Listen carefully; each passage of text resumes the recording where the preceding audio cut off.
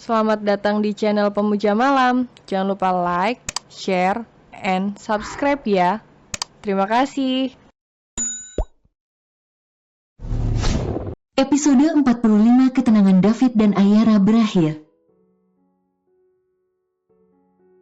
Kedua pasangan fenomenal itu memilih bersantai di halaman belakang mansion setelah menghabiskan makan malamnya.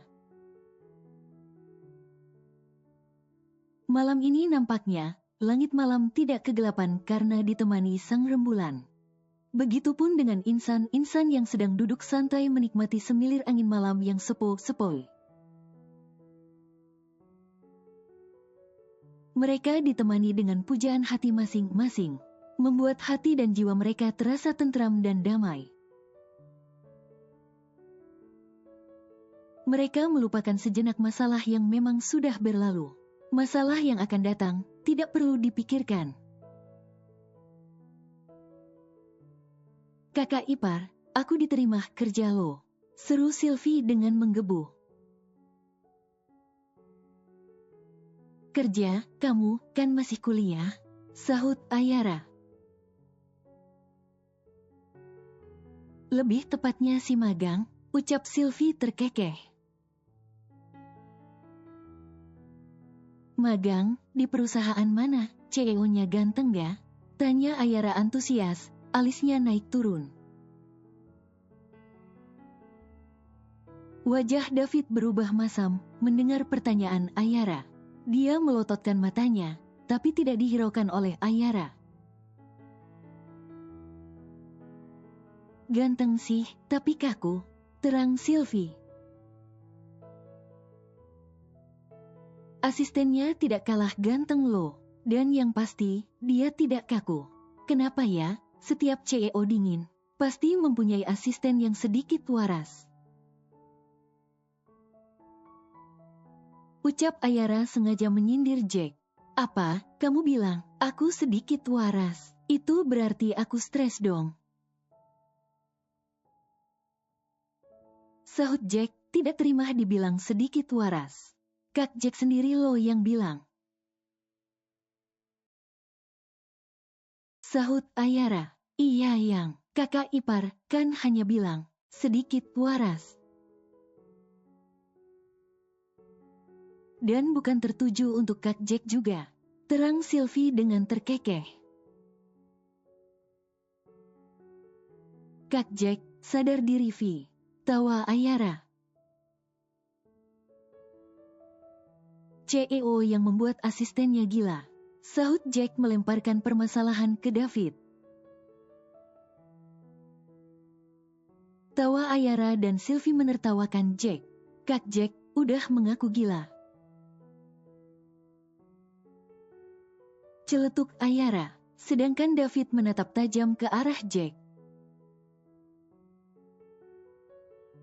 Yang membawanya masuk ke dalam pembahasan mereka yang konyol. Apes banget sih malam ini, baru juga tidak jadi obat nyamuk. Malah jadi bahan tertawa kalian.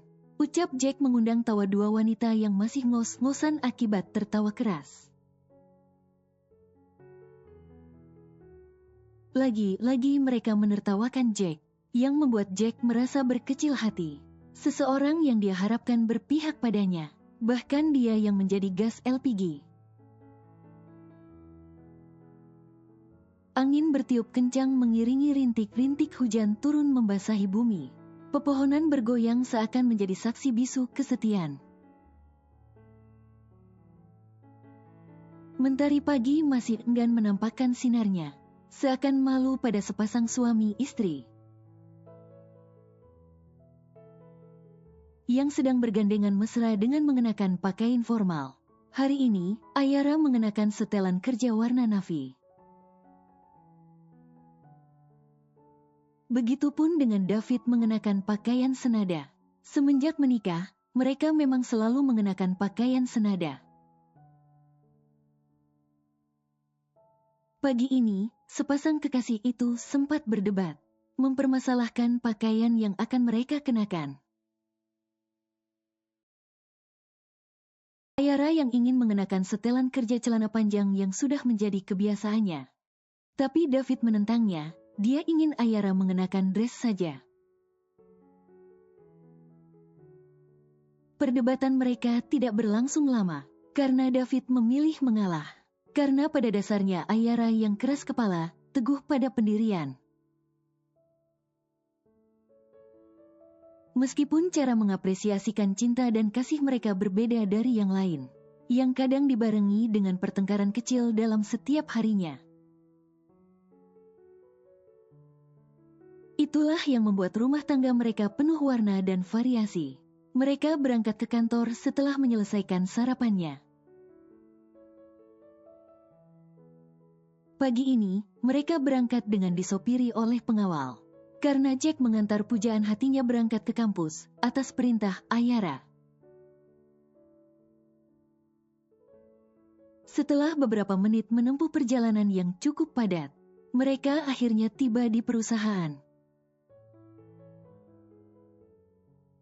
Pengawal dengan sigap membukakan pintu untuk tuan dan nonanya, Melly.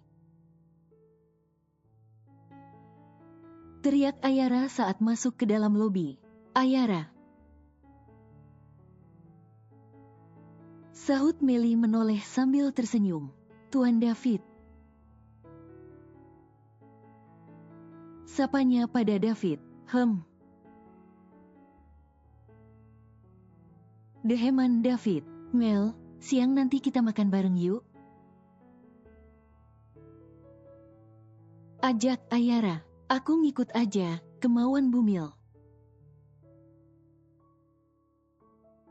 Sahut Melly terkekeh. Oke. Ayara mengangkat jari telunjuk dan jempolnya berbentuk huruf O. Mereka melanjutkan langkah ke tempat tujuan masing-masing. Saat ini Ayara dan David sudah masuk ke dalam lift khusus. Bye. Ucap Ayara pelan sambil bergelayut manja di lengan suaminya. Wajahnya mendongak menatap David dengan mata bulatnya. Roman-romannya ada udang di balik batu. David bisa menebak dari tingkah istrinya jika dia ingin meminta sesuatu. Dia sudah harap-harap cemas, menunggu kata-kata yang akan keluar dari bibir tipis yang menggoda itu. Bisa saja Ayara menginginkan hal-hal aneh atau konyol lagi. Seperti kemarin, mengambil mangga tetangga dari pohonnya langsung. Muka Bay, kok tegang gitu? Tanya Ayara heran. Siapa yang tidak tegang, kalau kamu suka melakukan hal-hal aneh? Menoel hidung Ayara yang sudah menjadi candunya. Ayara mengerucutkan bibirnya. Bay mah, belum dengar juga. Apa yang akan aku katakan? Ucapnya, melangkah keluar dari lift. Ya udah, mau apa sayang? Aku hanya ingin makan bareng Melly saat makan siang nanti. Bay temani ya. Tawar David. Tidak perlu Bay. Aku pengen berdua aja sama Melly. Bay sama Kak Jack aja ya. Pintanya dengan setengah memohon. David menghela nafas panjang sebelum menjawab. Baiklah, tapi tetap ditemani pengawal. Putus David. Pengawal lagi. Kapan sih hidupku bisa bebas dari yang namanya pengawal? Aku kan minta izin maksudnya pengen bebas dari yang namanya pengawalan pria kaku. Malah dapat pengawal yang melebihi kaku tuannya. Mana muka mereka serem-serem lagi. Andai ganteng sih tidak masalah. Gerutu Ayara dalam hati. Bagaimana? Tanya David membuyarkan lamunan Ayara. Baiklah, jawab Ayara dengan lesu. Kini mereka sudah duduk di tempat kerja masing-masing dan mulai menyibukkan diri dengan kerjaan masing-masing. Tapi semenjak Ayara hamil, David selalu menyuruhnya istirahat setiap 2 jam sekali. Menurut Ayara, David terlalu berlebihan. Dia juga pasti tahu dan merasakan jika memang sudah merasa lelah dan butuh istirahat. Tapi dia tetap menuruti, sebelum singa jantan itu mengeluarkan tanduknya. Ada satu hal lagi yang membuat mood Ayara benar-benar drop. Dia dilarang minum minuman kemasan botol lagi, semacam kopi. David hanya mengizinkannya minum susu ibu hamil atau jus buah. Pukul 9.00 WIB. Mereka akan mengadakan meeting, monitoring dan evaluasi peluncuran produk baru. Kini David dan Ayara sudah berada di dalam ruang meeting. Begitupun dengan peserta meeting yang lain. Produk baru mereka kali ini adalah minuman isotonik kemasan botol. Produk ini launching 3 bulan yang lalu. Tim dari divisi pemasaran mulai memaparkan hasil penjualan mereka selama 3 bulan terakhir. Dan ternyata penjualan mereka masih berada jauh di bawah target. Kini David yang menanggapi pemaparan dari salah satu karyawannya. Dia melemparkan kembali ke peserta meeting untuk memikirkan bagaimana caranya agar penjualan mereka bisa meningkat. Dan mereka diberi waktu kurang lebih 30 menit untuk berpikir. Peserta meeting mulai berpikir sambil mencatat apa yang ada di kepalanya. Sedangkan pasangan bucin, Ayara dan David lagi bermesraan. David tidak ada janggungnya merangkul dan mencium istrinya di ruang rapat. Ayara merasa malu sendiri diperlakukan seperti itu di depan umum. Hadeh. Dasar orang bucin. Apa di rumah masih kurang ya? Batin Jack. Sayang, minum dulu. Titah David menyodorkan air mineral. Deheman Ayara lalu mengangguk. Bay, malu tahu nggak? Bisik Ayara setelah meneguk airnya. Buat apa malu, kamu kan istriku. Sahut David mempererat rangkulannya. Semua peserta rapat curi pandang ke arah bos mereka. Malahan mereka yang merasa canggung berada satu ruangan dengan bosnya yang lagi bermesraan. Waktu 30 menit telah berlalu. Satu peserta diberi kesempatan untuk menyampaikan ide atau usulannya. Bagaimana kalau kita mengadakan program penjualan di pasar-pasar?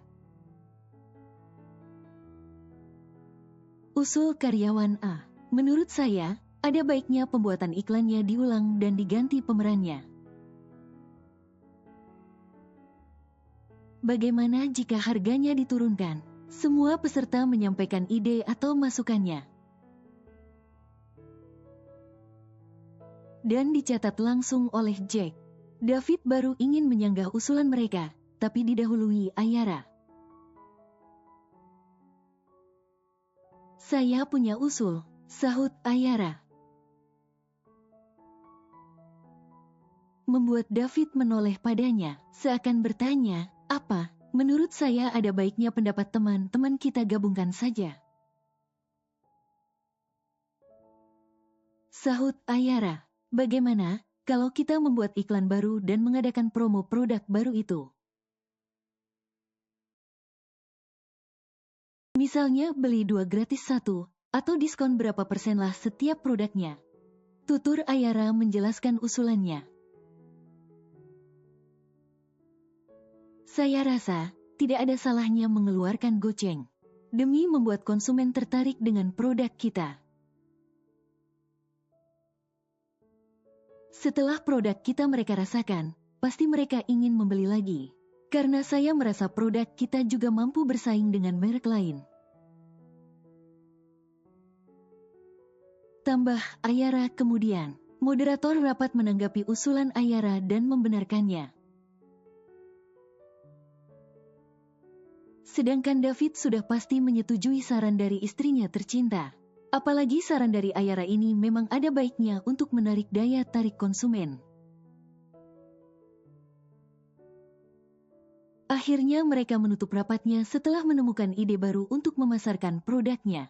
Waktu istirahat telah tiba. Ayara dan Meli makan siang berdua di warung makan sederhana yang ada samping perusahaan. Dan disinilah mereka sekarang sedang duduk menunggu pesanannya datang sambil mengobrol. Sepertinya kamu gendutan ya? Celetuk Meli membuat wajah Ayara berubah masam. Kamu jangan ledekin aku, ini semua namanya bukti cinta. Terang Ayara menatap sewot Meli. Mengandung buah hati adalah suatu bukti cinta yang paling relevan. Di mana seorang ibu mengandung buah hati mereka selama 9 bulan dalam suka dan duka mereka lalui. Dan tanggung jawab mereka bertambah setelah bayi lahir. Bertanggung jawab menjaga, menyayangi dan melindungi segenap jiwa dan raga. Iya deh, bukti cinta kalian setelah bergelut di atas ranjang. Dengan peluh keringat membasahi seluruh tubuh. Bos kutub bin kaku itu membuatmu seakan terbang melayang-layang di negeri atas awan. Hingga kamu melupakan segala hal yang ada di daratan. Celoteh Meli meledek. Beh, rasanya tuh tidak bisa kuungkapkan dengan kata-kata. Membuatku ketagihan. Bahkan saat tubuh lelah pun, aku tidak bisa menolak. Karena di saat main bergelut di atas ranjang. Rasa pegal di seluruh tubuh hilang seketika, digantikan dengan sensasi nikmat yang tiada taraf. Ungkap Ayara lengkap dengan ekspresinya. Kamu jangan membuat jiwa jombloku meronta-ronta ingin kawin, sahut Meli. Wow, nikah dulu, baru kawin, sahut Ayara. Kamu pasti udah penasaran banget kan, gimana rasanya? Tapi boleh aja sih, kalau kamu mau coba-coba dulu. Gimana sensasinya makan Oreo, dijilat lalu dicelupin? Celoteh Ayara tertawa di akhir kalimatnya. Obrolan mereka terputus karena seorang pelayan datang membawakan makanan pesanan mereka. Siang ini mereka ingin makan mie ayam bakso versi jumbo. Ya, dua wanita satu frekuensi ini memang sering memesan versi jumbo. Mereka tidak merasa canggung ataupun malu, makan dalam jumlah yang banyak. Mereka tidak peduli penilaian buruk orang lain. Biarlah mereka mau berkata apa. Yang penting hidup kita nikmati dengan cara kita sendiri. Selama tidak merugikan orang lain. Pulang kantor telah tiba. Satu persatu karyawan meninggalkan perusahaan. Begitu pula dengan pasangan suami istri yang sedang berjalan meninggalkan lobi. Menuju di mana mobil mereka berada. Seperti biasa di sore hari, jalanan akan dipadati kendaraan. Membuat perjalanan mereka jadi terhambat. Setelah menempuh perjalanan yang cukup memakan waktu banyak, mereka tiba di mansion saat matahari sudah sembunyi di peraduannya. Digantikan cahaya tamaran dari sang rembulan ditemani dengan gemerlap cahaya bintang. David dan Ayara berjalan dengan bergandengan mesra masuk ke dalam mansion. Tidak lupa ada Jack di belakang mereka yang menjadi pengusir nyamuk alias racun nyamuk. Kalian baru pulang, Sapa seseorang yang ada di ruang keluarga. Mami. Ucap Ayara dengan ceria melangkah mendekat dan cipika-cipiki dengan mertuanya. Dua laki-laki tampan itu pun ikut mendekat ke arah Mami Shirley. Kamu tidak kecapean kerja sayang? Sahut Mami Shirley mengelus rambut menantunya. Tidak, Mi. Aku merasa lebih fresh saat beraktivitas. Daripada dikurung di sangkar emas. Melirik David. Aku hanya tidak mau kamu kecapean sayang. Sahut David merangkul mesra istrinya. Papi mana? Tanya Jack. Itu dia, papi kalian mendadak keluar kota siang tadi. Makanya Mami kesini untuk makan malam bareng. Jelas Mami Shirley. Pantesan, biasanya, kan tidak bisa jauh-jauh dari papi. Celetuk Ayara. Mami Shirley terkekeh mendengar candaan Ayara sambil geleng-geleng kepala. Ya udah, kalian bersih dulu Gi. Mami tunggu di meja makan. Titah Mami Shirley.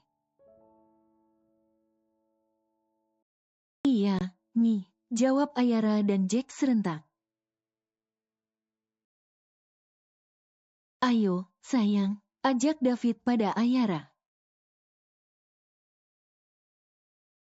Mereka bertiga meninggalkan ruang keluarga menuju ke kamar masing-masing untuk melakukan ritual bersih badan dan berganti pakaian. Setelah bersih dan berganti pakaian, mereka berkumpul kembali di meja makan untuk makan malam bersama. Tentunya dengan masakan spesial dari Mami Shirley untuk Ayara beserta yang lain. Mereka menyempatkan diri berkumpul di ruang keluarga setelah makan malam. Menonton TV sambil makan cemilan buatan Mami Shirley. Cukup lama mereka berada di ruang keluarga. Menghabiskan waktu bersama yang sudah jarang terjadi. Saat malam sudah mulai larut. Mereka masuk ke dalam kamar masing-masing untuk mengistirahatkan tubuh lelah mereka. Agar segar kembali di hari esok untuk menghadapi kejamnya dunia nyata. Pasang surutnya kehidupan pasti akan kita lalui. Kesenangan dan kenikmatan yang ada di depan mata bisa saja hilang dalam sekejap. Sebagaimana waktu terus berjalan, begitu pula dengan roda kehidupan yang terus berputar. Menuntun kita melalui berbagai zona ternyaman hingga titik terendah. Kepala David baru aja berkenalan dengan bantal. Tiba-tiba ponselnya berdering nyaring di tengah kesunyian malam. Tapi tidak mampu mengusik tidur tetangga bantal David, yang sudah berlabuh terlebih dahulu ke alam mimpi. Dengan berat hati David meraih ponselnya yang ada di atas nakas. Dia merasa kesal dan cukup terganggu dengan dering ponselnya. Apalagi dia tidak ingin tidur istrinya sampai terganggu. Awalnya David ingin mematikan ponselnya. Tapi melihat Sony tangan kanannya di markas yang memanggil. Tanpa pikir panjang dia langsung menekan icon hijau yang ada di ponselnya.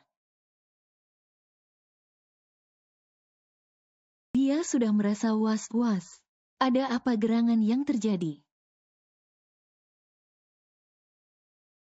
Tidak biasanya Sony menghubunginya langsung. Saat ada yang penting dia akan menghubungi Jack terlebih dahulu. Halo, sahut David. Ketua, markas kita diserang, seru Sony di seberang telepon. Baik, brengsek. Bersambung.